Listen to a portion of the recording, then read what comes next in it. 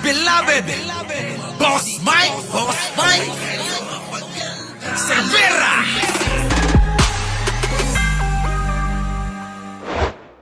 Si Vice President Sara Duterte naman, maaari pa rin mapanagot sa ilalim ng batas. Kababayan! Sabi rito mga kababayan, maaari pa rin daw mapanagot si Aling Buday? Talaga? Paano? Senator Annie D. Sara pwede pa rin daw panagutin kahit walang impeachment. Nako! Oo, gusto namin dalawa yan. Oo, mapanagot sa hukuman at ma-impeach. Oo. Kung hindi mo gagawin yan, hindi. Oo, wala. Tuloy. Kahit hindi matuloy ang impeachment trial, ayon yan kay Senador Amy Marcos. Ipangunahan mo na. Ano, mga kababayan? Pangunahan mo na. Pwede ba? Ha, Manang Amy? Ha, wag ka nga, nagtatampo raw si Manang Amy kasi daw napanood doon sa vlog ni Biyahe ni Koy na tinawag daw na baba Ha, mga kababayan? Manang Amy, hindi na baba baka naman gusto mo ng pangunahan. Ha? Ikaw na mag-imbestiga dyan. Baka pwede. Imbestiga mo na yung mga kaso niya, yung mga pagbabanta ng Aling Buday na yan sa kapatid mo. Sa kapatid mo. Baka pwede. Unahin mo na yan, tapos hayaan mo yung ibang mga senador na na sila na lang mag-imbestiga. Tapos mag-inhibit ka. Dapat ganon. Mag-inhibit ka para kung ayaw mong bumoto para kay Buday, wag ka na rin bumoto para sa no. Di ba? Ganun yung mga kababayan mag-inhibit na lang natutuwa pa kami sa iyo. Brigada Ann Cortez, ibrigada mo! Report. Wala pa ring lusot o taka si Vice President Sara Duterte sa publiko. Ayon kay Senadora Amy Marcos, kahit hindi na nga raw matuloy ang impeachment trial. Nako, grabe naman yung wala daw lusot mga kababayan. Nako wala daw lusot mga kababayan sa taong bayan. Nako, bakit nagsasalita ka ng ganyan? Nako, pikon pa naman at hindi maunawaan ni Buday yan. Parang iisipin na naman nila na talagang ginamit mo lang sila. Ngayong tapos na ang halalan at hindi ka naman nakakuha ng boto dyan, ilalaglag mo na ba yan?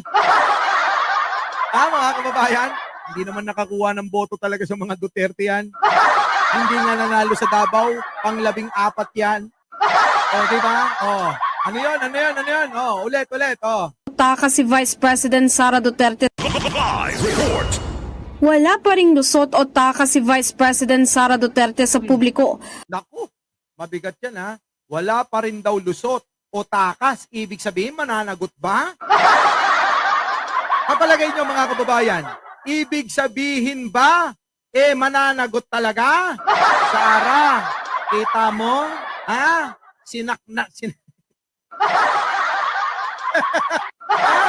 Sara! Nakita mo? Mananagot ka raw, sabi ni Manang Amy. Wala ka na raw ligtas. Napapaligiran ka na ng baba niya. Ganun ba yun? Napapaligiran ka na ng baba ni Manang Amy. Kaya wala ka na ng ligtas. Nakaharang na, nakapundasyon na mga baba niya. Yari mga kababayan. Mukhang ito nangangamoy away na. Dahil ba binastos-bastos nyo si Amy nung pumunta ng dahigyan? Diyos ko po, ganyan nag-umpisa yung away na yan. Tandaan nyo, si Manang Amy, hindi basta-basta nagbibitaw ng salita yan. Kung walang ibig sabihin yan. Diba? Tuloy. Report. Wala pa ring lusot o taka si Vice President Sara Duterte sa publiko. Patay, kita nyo? Wala pa ring lusot, wala pa rin daw takas. Itong si Buday. Sa publiko. Nako! Kita nyo? So, ibig sabihin talaga, mapapanagot. Mapapanagot talaga. Ayon kay Senadora Amy Marcos, kahit hindi na nga raw matuloy ang impeachment trial. Hindi kami papayag. Hindi kami papayag na hindi matutuloy ang impeachment na yan. Kung ayaw nyo, kung ayaw ni Manang, bahala siya dyan. Eh na nga eh. Ha? Nag-uumpisa na ang people power, mga kababayan eh. Diba? Nag-uumpisa na ho ang people power. O ngayon, nararamdaman siguro ni Manang, naku, Diyos ko po. Oo, naku, lagot ako nito. Oo, pag nag-people power, yari na. Nakampi ko siya. Kaya medyo didistansya. Ha, mga kababayan? Yan na ba ang mangyayari? Mukhang dumidistansya na ho si Manang Aimee kay Buday dahil dito sa mga malawakang panawagan para ito'y pababain na sa pwesto. Ha? Para ito'y ikundik, hindi lang ho paalisin, patalsikin, kundi ikundik. Grabe, mga kababayan ko, ha? Mukhang nararamdaman ni Manang Aimee, naku, babaliktad na ako. Kapatid ko nga nakaya kong tiisin Ikaw, hindi naman kita kapatid Diba? Yung kapatid niya natiis. Siya pa kaya, hindi naman niya kaano-ano. Diba? Hindi naman kaano-ano mga kababayan bakit naman titiisin pa niya? Kung yung karir niya sa politika, ang masasadlak, maisasaalang-alang, maisasangkal, abay, idam ko na ni Manang Biday. Diba mga kababayan? Oo, sasabihin ni Manang Biday, idam paano na yung pangarap kong maging vice-presidente man lang? Mawawala na kung patuloy akong sasama kay Sara. Yari, mga kababayan, yari! Di ba? Ito na. Pagpapaliwanag ni Marcos, kahit anong mangyari, tiyak na harap o mananagot pa rin ang vice-presidente kung meron ito. Patay! Ay, kuna naman. Kahit anong mangyari, ni Manang Aimee, mananagot at mananagot at mananagot pa rin si Buday. Patay, mga kababayan, narinig niyo yon? Narinig niyo yon, mga kababayan ko? Kahit na ano daw ang mangyari, mananagot at mananagot at mananagot pa rin si Buday. Tara. Araw matuloy ang impeachment trial. Pagpapaliwanag ni Marcos, kahit anong mangyari, tiyak na harap o mananagot pa rin ang vice-presidente kung Kita nyo?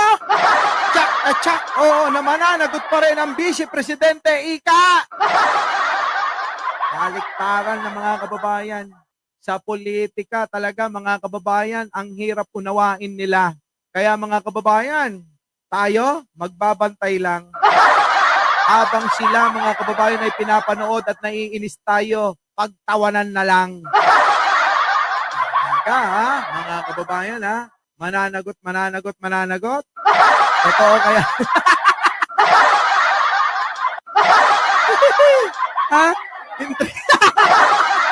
Siling salit nilo. Yari, mga kababayan. Totoo naman kita nyo ulit. Hoy, Manang, banatan mo nga. Manang ayon kay Senadora Aimee Marcos, kahit hindi na nga raw matuloy ang impeachment trial. Pagpapaliwanag ni Marcos, kahit anong mangyari, tiyak na harap o mananagot pa rin ang vice-presidente.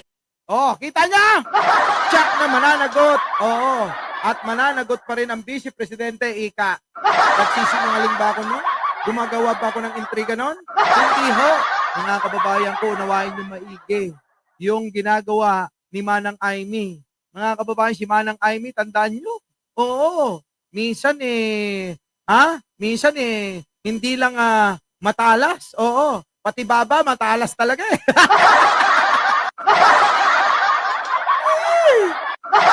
Ang gulo-gulo nila, mga kababayan, pero, bakit? Laban sa kanya mula sa Commission on Audit at Korte Suprema kaugnay sa issue ng paggamit niya ng confidential funds. Alaka! Binanggit na, mga kababayan, pati confidential fund. Kaya, ano kaya nangyari, mga kababayan, Tila ba parang meron akong nakikinikinita. Kasi mga kababayan, kung hindi matatanda, nung nakarang araw, sinabi ko sa inyo, may naghahanda na ng malawakang people power. Ayan na, nag-umpisa na nga. So, eto ba ang dahilan kung bakit tila ba itong si Manang Aimee ay nag-iiba na? Kaya ba biglang mga kababayan, wala nang pa-interview si Sara? Hindi ba kayo nagtataka? Ba, biglang tumahimik siya? Naku, Diyos ko po. Oo, wag naman sana. Oo, kasi may naiisip ako. Sana hindi ganun ang nangyayari sa kanya. Hindi kaya mga kababayan nadidepress na siya. Ayaw nang lumabas ng kwarto. Opo, nandun na lang siya. Habang nakatambak ang mga pagkain sa tabi ng kama niya. Opo, sa sobrang stress niya, dinadaan niya na lang sa pagkain, mga kababayan. Kaya wag na kayong magtaka kung sa susunod na paglabas niyan, mas matadba na naman yan. Ay, Diyos ko! Ha? Mga kababayan, tuloy! Samantala, itinanggi naman niyang inaalisan niya ng karapatan si VP Sara na humarap sa impeachment court at Ay! Inaalisan ng karapatan, ha? Pakinggan nyo. linisin ang kanyang pangalan. Gate niya, sinusundan lang niya ang nakasulat sa batas at ayaw lang daw niya magpadala at magdesisyon base sa pakiramdam at nais ng bise. Nako! Nangangamoy na talaga to mga kababayan. Dami ng palusot. Tingnan politika. Ha? Nangangamoy. Nakakaamoy si Manang Aimee na people power kay Buday. Totoo yan! Sige. Aalala sa isinagawang survey ng SWS ay lumalabas na halos ng Pilipino ay pabor na humarap ang bise sa impeachment charge laban sa kanya, bagay na sinuportahan. At Ay, mga kababayan! Ito na nga ba lumabas sa SWS survey nung nakaraan pa. Binalita na natin yan. Nakaramihan at lamang na halos 80 to 90% ng mga Pilipino ay gustong matuloy ang impeachment trial nyo. Tapos gagawin ni Kalbo na ba to? Gusto gumawa ng resolusyon para pigilan ito. Ngayon mga kababayan, ang pinagbabasihan ba ni Manang Aimee ay yung survey na yan. Kaya mga kababayan, tandaan nyo, maraming mangyayari habang papalapit ang June 11 kung saan na itakda na umpisan na yang impeachment, yang inang impeachment trial na yan.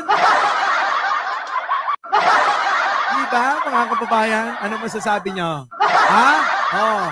Kita nyo naman pakinggan nyo maigi. Hindi kaya eto ang dahilan mga kababayan? Ayon sa SWS survey, dala at magdesisyon base sa pakiramdam at nais ng bise. Maalala sa isinagawang survey ng SWS ay lumalabas na halos ng Pilipino ay pabor na humarap ang bise sa impeachment charge laban sa kanya, bagay na sinuportahan at handa rin gawin ni VP Sara. Kunyari lang yun handa, pero si Bato iba ginagawa. Hipokrito yung mga kababayan Sasabihin handa daw na humarap, pero mga kababayan nauna na gumawa ng petisyon para ipitigil yan at hindi kinatigan ng Korte Suprema. Mga kababayan, eto pa.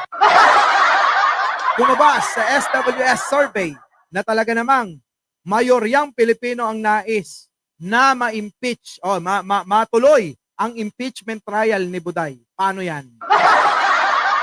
Meron pang ilang araw. May 5 araw pa. Marami pang mangyayari. Sigurado may magbabaliktaran pa dyan. Yari na mga kababayan. Kaya nga sabi ko sa inyo, wag nyong aawayin muna itong si Chis Escudero. Kasi mga kababayan, baka mapaso tayo. Mahirap yan. Baka mapaso tayo. Hindi tayo basta-basta. Tira lang ng tira. Hindi tulad ng iba. Diba? In the heart. So, mga kababayan ko, sakto, 1 oras na. Siningit ko lang to. Kasi breaking news ito para sa akin Opo. Mga kababayan ko, sa sa 10,000 na nanonood, baka naman, 1 like, 1 share, at 1 subscribe naman dyan, mga kababayan. Ulitin ko, sasama po ba kayo sa isasagawa at kinakasa na people power laban kay Aling Buday? Iwan nyo po dyan, mga kababayan. Iwan nyo ang inyong komento. Opo, at aking babasahin yan. Muli, mga kababayan ko, ako po ang inyong lingkod. Mike Cervera lang po. Laging nagsasabi, mahalin natin ang ating kapwa, pagdasal po natin lagi ang ating bansa. At muli, magandang umaga, magandang hapon, at magandang gabi. Sa mandako ng mundo, naroon kayo. Siyempre, magandang buhay na rin para sa ating lahat. Our beloved Boss Mike Cervera.